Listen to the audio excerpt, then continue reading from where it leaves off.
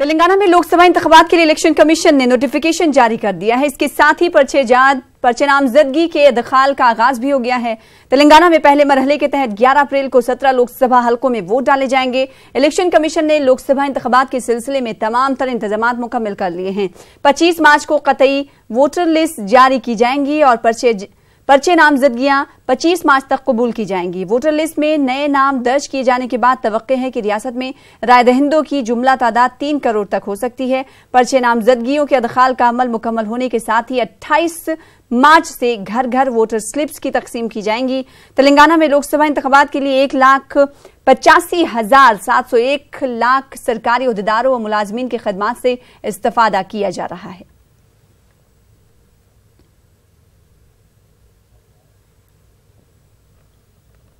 MIM सदर असदुद्दीन अवैसी ने आज लोकसभा हल्का हैदराबाद से अपने पर्चे नामजदगी को दाखिल कर दिया है। अवैसी ने हैदराबाद कलेक्टर ऑफिस पहुंचकर रिटर्निंग ऑफिसर मनकराजू पर्चे नामजदगी हवाले किए। इस अवैसी चौथी मर्तबा एमआईएम के उम्मीदवार हैं। गुज़िश्ता 35 सालों से हैदराबाद लोकसभा सीट पर एमआईएम का कब्जा है। 1984 से 2004 तक असद अवैसी के वालिद सुल्तान सलाहुद्दीन अवैसी ने हैदराबाद सीट से नुमाइंदगी की थी। सुल्तान सलाहुद्दीन अवैसी ने अपनी जिंदगी में ही असद अवैसी को हैदराबाद लोकसभा सीट से उम्मीदवार बनाया था। असद अवैसी ताहाल हैदराबाद की नुमाइंदगी कर रहे हैं। वाज़ेह है कि असद अवैसी ने पर्चे नामजदगी दाखिल करने के लिए जुलूस नहीं निकाला, बल्कि चंद पार्टी रफका के हमरा पर्चे नामजदगी दाखिल की। मुल्क की नजरें हल्के लोकसभा हैदराबाद पर टिकी हुई हैं। इस बार भी अवैसी की जीत यकीनी मानी जा रही है, क्योंकि एमआईएम की टीआरएस ने तायीद की है और वहीं रियासत के दीगर 16 पार्लिमानी हलकों पर टीआरएस की तायीद का एमआईएम ने ऐलान किया है।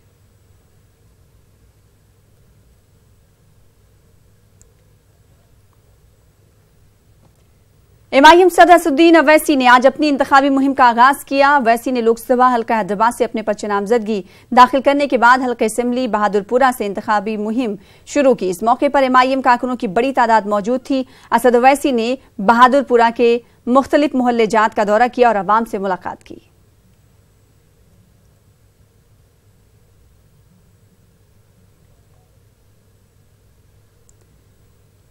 लोकसभा सीट आदिलाबाद से कांग्रेस उम्मीदवार रमेश राठौड़ ने पर्चे नामजदगी दाखिल कर दी है। इन्होंने कलेक्टर दफ्तर पहुंचकर रिटर्निंग ऑफिसर को पर्चे नामजदगी सौंपा। इस मौके पर कांग्रेस लीडर्स मौजूद रहे। इन्होंने टीआरएस और बीजेपी को तनकीद का निशाना बनाया।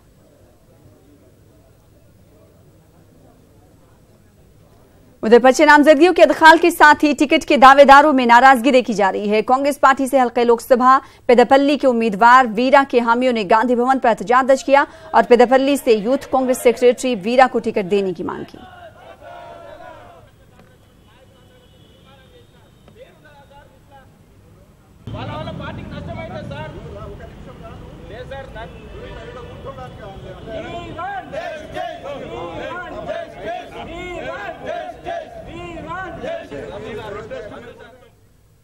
सिकंदराबाद लोकसभा हलके के लिए बीजेपी के इम्कानी उम्मीदवार पार्टी के सीनियर लीडर जी किशन हो सकते हैं। जराये के हवाले से खबर है कि इस बार सिकंदराबाद लोकसभा का टिकट बीजेपी अपने साबिक रुकन असेंबली किशन रेड्डी को दे सकती है। आपको बता दें कि हालिया असेंबली में इंतखाबात में बीजेपी को तेलंगाना में बुरी तरह शिकस्त का सामना करना पड़ा था, जिसके बायस किशन रेड्डी जैसे सीनियर लीडर को शिकस्त हुई।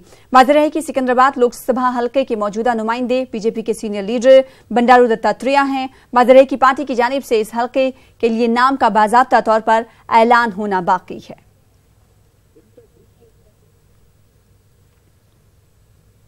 उधर तेलंगाना बीजेपी सदर डॉक्टर के लक्ष्मण ने केसीआर की जानिब से टीआरएस पार्टी को कौमी पार्टी बनाने के ऐलान पर तनकीद की। लक्ष्मण ने कहा कि केसीआर दिन का ख्वाब देख रहे हैं और तेलंगाना अवाम को धोखा दे रहे हैं। पार्टी माटल चूस्तू उंटे वाला चेतल चूस्तू उंटे इदि ओक ड्रामा कंपनीगा उन्नदी। बीजेपीनी देशం నుంచి విముక్తి చేస్తామంట। బీజేపీని నీవు కాదు కదా, ఇవాళ ఇద్దరు ఎంపీలు ఉన్నటువంటి బీజేపీ పార్టీ తొనకకుండా బెనకకుండా ప్రజల కోసం దేశం కోసం పనిచేసేటువంటి కార్యకర్తలతో కూడుకున్న పార్టీ। మీ మాదిరిగా సంతలో బేరానికి పోయేటువంటి నాయకులు కాదు బీజేపీ నాయకులు। బీజేపీ నుండి దేశాన్ని విముక్తి చేస్తారట। ఇవాళ ఖచ్చితంగా తెలంగాణ ప్రజలు తెలంగాణ నుంచి మీ కుటుంబ పాలనను విముక్తి చేయడానికి ప్రజలు సమాయత్తమవుతారు. వచ్చే ఎన్నికల్లో ఖచ్చితంగా ప్రజలు రేపు జరగబెట్టిన లోక్సభ ఎన్నికల్లో దేశానికి ప్రధానమంత్రి మోదీ అవసరమనే విషయాన్ని తెలంగాణ ప్రజలు కూడా ఒక స్పష్టమైన తీర్పుతో ముందుకొస్తారని ఆశిస్తూ మీ పగటి కళలు మానుకోండి. ఇప్పటికైనా మరి ప్రజలు రెచ్చగొట్టి తెలంగాణ సెంటిమెంట్ పండించి పబ్బం గడుకునేటువంటి ఎన్నికలు కాదని देश भविष्य निर्धारित एन्निकलु। तेलंगाना कांग्रेस के कारगुजार सदर ए रेवंत रेड्डी ने टीजेएस के सरबराह प्रोफेसर कोदंडाराम से मुलाकात की और मल्काजगिरी लोकसभा हलके से उनकी तायद करने की अपील की। उन्होंने तेलंगाना के सीएम को तनकीद का निशाना बनाया। रेवंत रेड्डी ने कहा कि टीआरएस के पास 5 साल से तकरीबन 16 एमपी सीट है। 5 साल तेलंगाना के लिए क्या हासिल किया। इन्होंने केसीआर के फेडरल फ्रंट को धोखा करार दिया। తెలంగాణ రాష్ట్ర సాధనలో క్రియాశీలక పాత్ర పోషించిన పెద్దలు కోదండరాం గారి మద్దతు వారి సూచనలు సలహాలు తీసుకొని అక్కడ ఎన్నికలలో అభ్యర్థిగా నిలబడుతున్నాను వారిని సంపూర్ణమైన మద్దతు తెలపవలసిందిగా అక్కడ ఆ పార్టీ శ్రేణులకు అందరికీ కూడా సూచనలు ఇచ్చి ఎన్నికల ప్రక్రియలో భాగస్వామ్యం తీసుకొని మమ్మల్ని అభివృద్ధి పదం వైపు లేకపోతే తెలంగాణను అభివృద్ధి పదం వైపు మమ్మల్ని గెలుపు దిశగా నడిపించడానికి వారికి విజ్ఞప్తి చేయడం జరిగింది। తప్పనిసరిగా మల్కాజిగిరి విషయంలో మేము మా జిల్లా కమిటీ వారిని కూడా ఒకసారి సమావేశపరిచి వారందరినీ కూడా సంప్రదించిన తర్వాత మరి తప్పనిసరిగా ఆ నిర్ణయము అక్కడ ఆ జిల్లా కమిటీలో తీసుకొని వారికి కూడా తెలియజేస్తామని అతి త్వరలోనే ఆ పని కూడా పూర్తి చేస్తామని ఈ సందర్భంగా మీకు వారికి మేము స్పష్టంగా తెలియజేస్తున్నాం।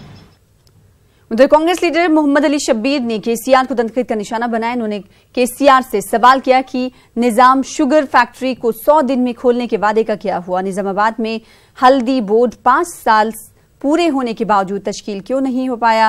शब्बीर अली ने केसीआर को दौरे निजामाबाद से पहले अवाम को जवाब देने की मांग की।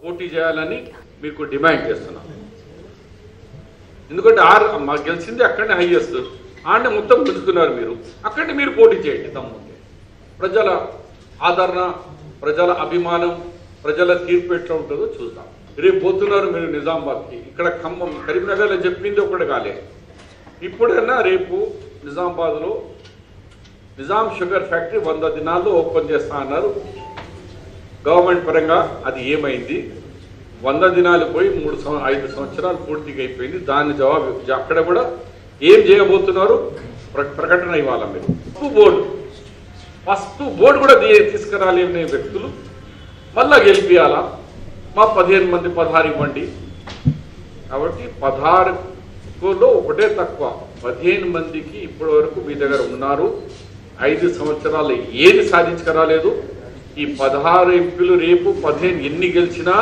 ఇవన్నీ బీజేపీ ఖాతాలో పోయేటందుకు మోదీ జిందాబాద్ అని మోదీ కాళ్ళలో నీళ్ళ కూర్చుంటందుకే ఉన్నారు తప్ప కాదు అందు గురించి మీ ద్వారా తెలంగాణ ప్రజలు గమనించండి కేసీఆర్ మోసాల మాటలకు నమ్మకండి। टीआरएस लीडर की कविता ने कहा है कि कौमी पार्टी अवाम की उम्मीदों को पूरा करने में नाकाम हो चुकी है। तेलंगाना हुकूमत की फलाही स्कीमात दिगर रियासतों के लिए रोल मॉडल हैं। केसीआर ने तेलंगाना में कर दिखाया है। मुल्क के अवाम केसीआर की तरफ देख रहे हैं। స్థాయిలో ఎందుకు జాతీయ పార్టీలు ఈ కార్యక్రమాలు చేయలేవనేటటువంటి విషయాన్ని ఇవాళ తెలంగాణ ప్రజలు గమనించాల్సినటువంటి అవసరం ఉంది। అంటే అల్టిమేట్ గా రాజకీయాలంటే మాటలు చెప్పి మభ్యపెట్టి పక్కకు తొలగిపోవడం కాకుండా చెప్పినటువంటి మాటలు అమలు పరిచేటటువంటి పార్టీలు అమలు చేసేటటువంటి నాయకులు ఉన్ననాడే మన దేశం సమూలంగా మారుతుంది అభివృద్ధి చెందుతుంది। అమెరికా నుండి మన దగ్గరికి రావాలనుకునే రోజులు రావాలి అంతేగాని ఇండియా నుండి అమెరికా పోయి ఉద్యోగాలు వెతుక్కోవాలనుకునే రోజులు పోవాలి। అటువంటి రోజులు రావాలంటే మంచి నాయకత్వం ఉండాలి। దేశ స్థాయిలో జరిగేటటువంటి నిర్ణయాలను ప్రభావితం చేయగలిగేటటువంటి నాయకత్వం ఉండాలి। ఆ నాయకత్వం ఇవాళ తెలంగాణ గడ్డ దేశానికి అందించింది। కేసీఆర్ గారి యొక్క మార్గదర్శకత్వంలో రేపటి నాడు అక్కడ ఉండేటటువంటి ప్రభుత్వాలలో మన ఎజెండాను మనం ఇంప్లిమెంట్ చేయగలిగితే చాలా లాభం జరుగుతుంది। కోట్లాది మంది భారతీయులకు మనం మేలు చేసిన వాళ్ళం అవుతాం। ఇవాళ ఒక్క రైతు బంధు మనం ఇక్కడ పెడితే మన దగ్గర లక్షలాది మంది రైతులకు లాభం జరిగింది। కానీ మనల్ని చూసి ఇంకో 10 రాష్ట్రాలు పెట్టినాయి కోట్లాది మంది రైతులు ఆల్రెడీ బెనిఫిట్ అవుతా ఉన్నారు. ఇదే విధంగా ప్రతి ఒక్క కార్యక్రమంలో మన దేశ ప్రజలందరూ కూడా బెనిఫిట్ అయ్యేటటువంటి పరిస్థితి ఉంటుంది. కాబట్టి కేసీఆర్ గారి నాయకత్వాన్ని బలపరుస్తూ వచ్చే పార్లమెంట్ ఎన్నికలలో మరి 16కు 16 పార్లమెంట్ సభ్యుల్ని గెలిపించవలసిందిగా తెలంగాణ ప్రజలందరినీ కూడా నేను కోరుతా ఉన్నాను. न्यूजीलैंड के क्राइस्ट चर्च की मस्जिद में दहशतगर्दाना वाकये में शहीद हुए अफराद की गायबाना नमाज जनाजा हैदराबाद में अदा की गई। हैदराबाद के सईदाबाद में वाकई मस्जिद जालशाह में गायबाना नमाज जनाजा अदा की गई और एहतजाजी जलसा मुनक्किद किया गया। गायबाना नमाज जनाजा मौलाना नसीरुद्दीन ने पढ़ाई। इस मौके पर बड़ी तादाद में लोगों ने शिरकत की। वाज़ेह रहे कि न्यूजीलैंड के क्राइस्ट चर्च की मस्जिद में जुमे की नमाज में मसरूफ निहत्ते लोगों पर ऑस्ट्रेलियाई दहशतगर्द ने मुसलसल गोलियां चलाते हुए इन्हें हलाक कर दिया था।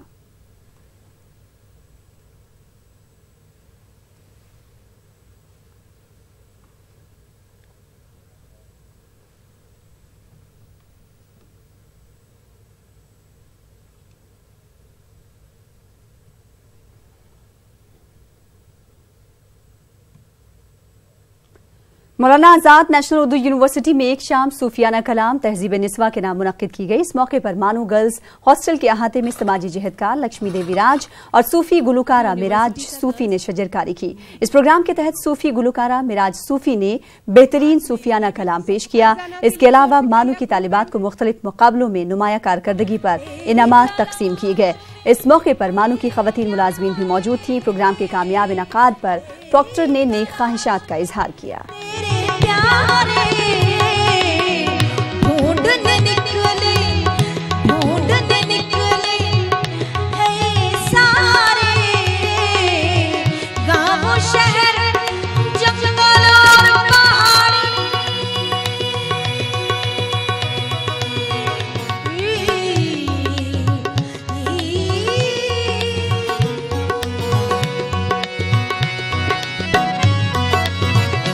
सोचा कि आज यहाँ पर बच्चियों के साथ मिलकर कुछ पौधे लगाए जाएं। बहुत पौधे हैं हमारे पास, लेकिन ये मुसलसल जारी रहने वाला अमल है ताकि बच्चियों को भी एहसास हो कि हमारी जिम्मेदारी क्या बनती है माहौल के तई।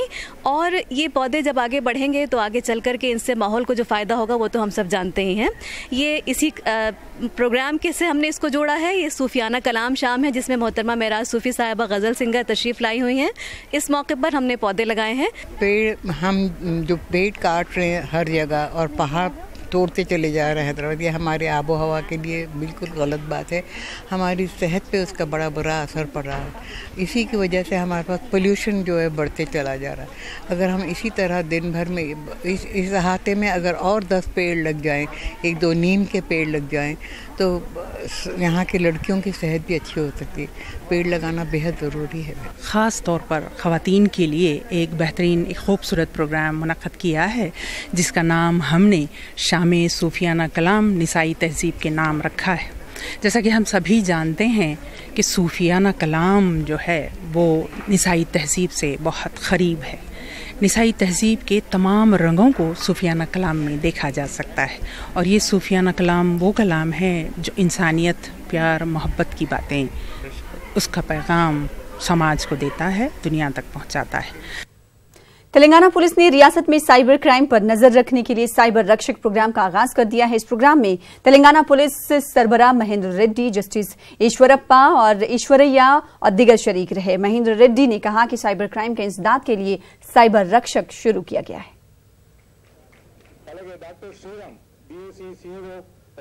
ఈ ఫోన్ హ్యాండిల్ చేయొద్దు, ఎందుకింత దానికి ఎడిక్ట్ అయ్యావు అని చెప్తే సూసైడ్ చేసుకుంది అన్నట్లు.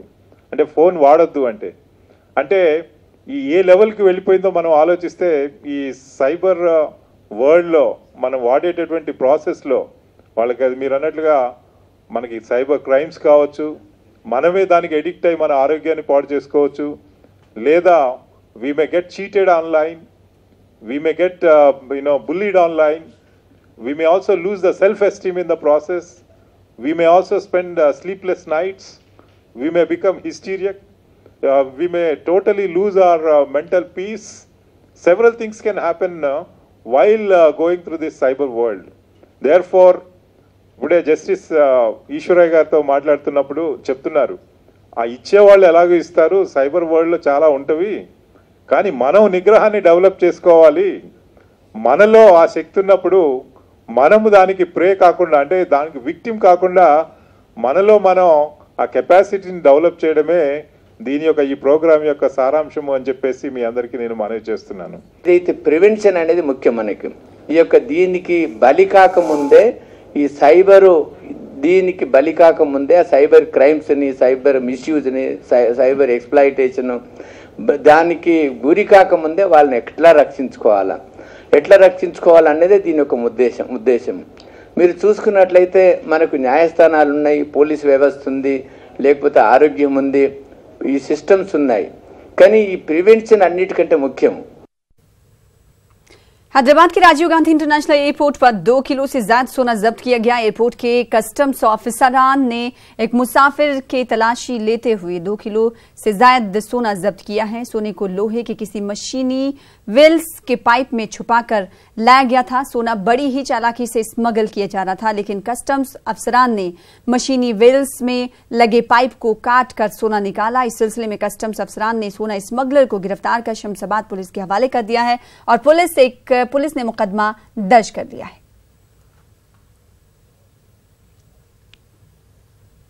आंध्र प्रदेश में रवा बरस 6,21,000 तलबा ने इम्तहानात के लिए रजिस्ट्रेशन कराया है। रियासत में जुमला 2,839 इम्तहानी मराकज कायम किए गए हैं। इम्तहानी मराकज के करीब दफा 144 नाफिज कर दी गई है। इम्तहान लिखने वाले तलबा के लिए सरकारी बसों में मुफ्त सफर की सहूलत भी फराहम की गई है। इम्तहानी मराकज पर बुनियादी सहूलियात फराहम की गई हैं।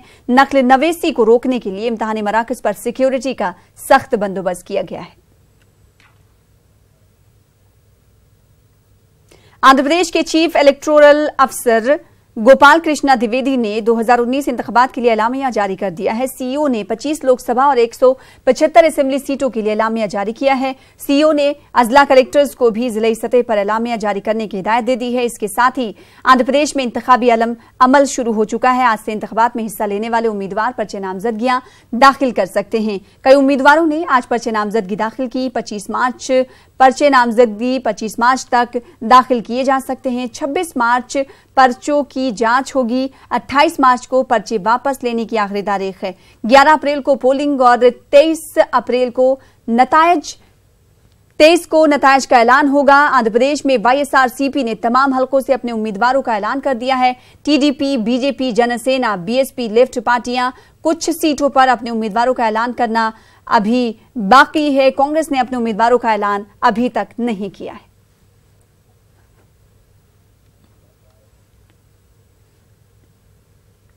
नेल्लूर में तेलुगुदेशम सरबराह ने इंतखाबी रैली से खिताब किया। इन्होंने पीएम मोदी, तेलंगाना सीएम और वाईएसआरसीपी सदर जगन मोहन रेड्डी को तनकीद का निशाना बनाया। इन्होंने कहा कि पीएम मोदी चोरी को बचाने का काम कर रहे हैं और इस साजिश में केसीआर, जगन मोहन रेड्डी शामिल है।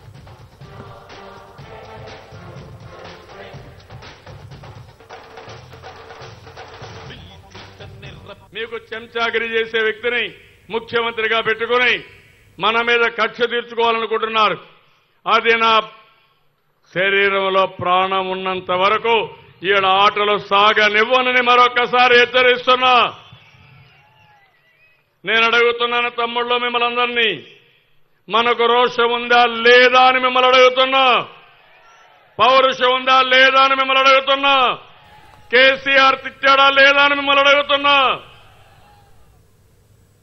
वाईएसआरसीपी सरबराह जगन मोहन रेड्डी आज जिला करनूल हल्का पुन्यान पहुंचे। इस मौके पर जगन ने अवाम से खिताब किया। चंद्रबाबू हुकूमत पर तनकीद की। जगन ने कहा कि बाबू के दौरे इख्तिदार में नौजवान, बूढ़े, बच्चे, तमाम तबकों को बड़ा नुकसान पहुंचा है। जगन ने मजीद कहा कि चंद्रबाबू नायडू ने इख्तिदार में आने के लिए सियासी हथियार इस्तेमाल किया है और लगातार वो सियासी हथियार इस्तेमाल कर रहे हैं। इन्होंने अवाम से अपील की कि बाबू के धोखे में न आए और वाईएसआरसीपी के उम्मीदवारों को वोट देकर कामयाब करने की उन्होंने इस मौके पर अपील की।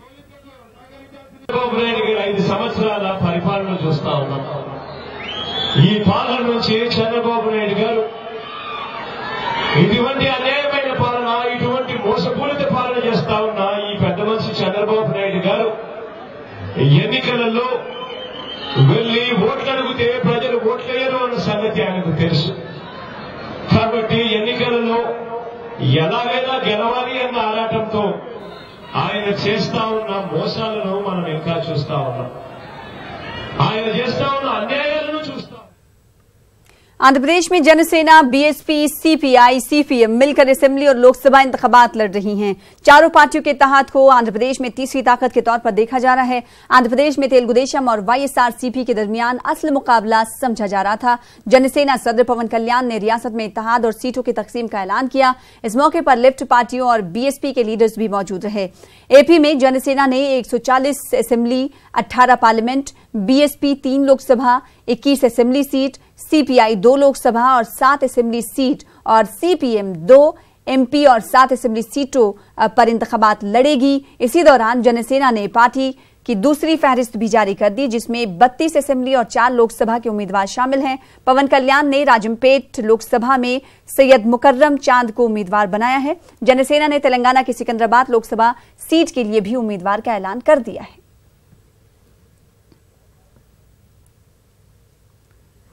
तो इंतखाबी एलामिया जारी होने के साथ ही तेलुगु देशम उम्मीदवार ने अपना पर्चा नामजदगी दाखिल कर दिया। इस मौके पर पार्टी लीडर्स मौजूद रहे। उन्होंने इस मौके पर अपनी जीत को यकीनी करार दिया।